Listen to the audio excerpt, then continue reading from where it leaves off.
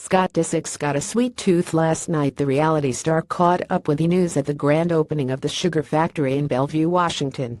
During the chat, the wild man talked about Halloween with his kids Penelope Disick and Mason Disick, who were at the event, his recent visit to the White House and what's on everyone's mind, Khloe Kardashian's quiet pregnancy.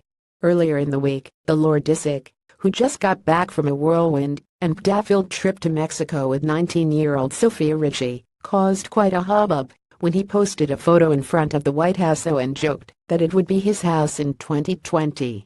The reality star explained that he and his kids got a tour of the presidential home.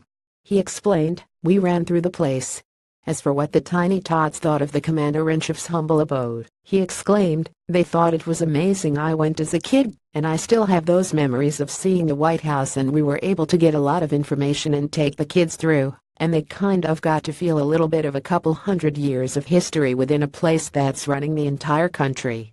So, it was pretty cool." Disick did admit there were no run-ins with Donald Trump during the brief visit.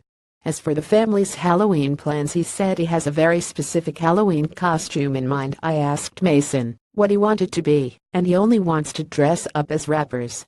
When asked what specific rapper the 7-year-old wanted to dress as, Scott said, "Quavo from Migos."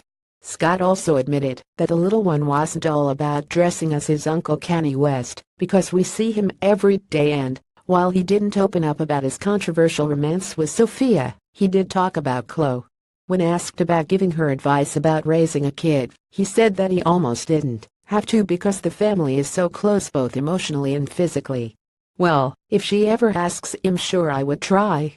But I feel like all of us are so close that all of our children are kind of brought up in the same vicinity, or one block over, that everybody's kind of there for each other," said Scott.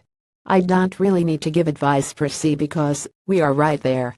It's not like long distance, 'Hey, maybe you should try this,' everybody so handsome that I feel like it will happen within time. So no real advice in that sense." While he is a man of action,